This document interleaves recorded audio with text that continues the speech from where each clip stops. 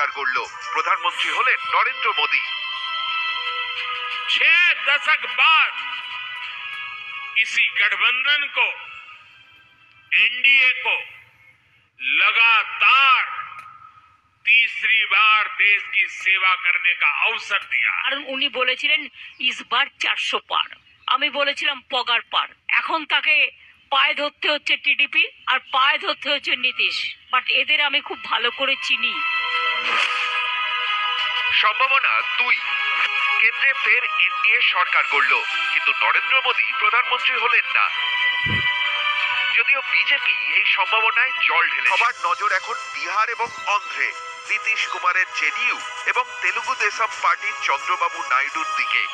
এই দুই দলই এবার ভালো পারফরমেন্স করেছে, কিন্তু দুটি দলই খাতায় কলমে রয়েছে এনডিএতে।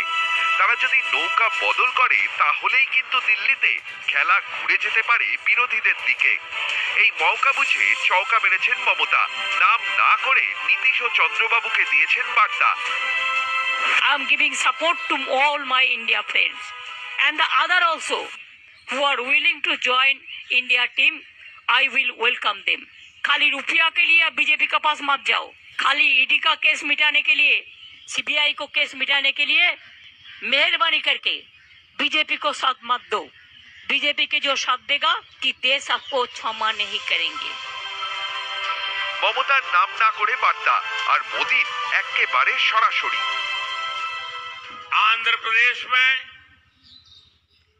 चंद्रबाबू नायडू जी के नेतृत्व में एनडीए ने शानदार प्रदर्शन किया है। बिहार में नीतीश बाबू के नेतृत्व में भी एनडीए ने शानदार प्रदर्शन किया है। শেষমেশ তাহলে দিল্লিতে কি হবে? নেহরুর রেকর্ড ছোবেন মোদী, নাকি খেলা ঘুরে যাবে? ভোট মিটলেও অঙ্ক কিন্তু চলছে।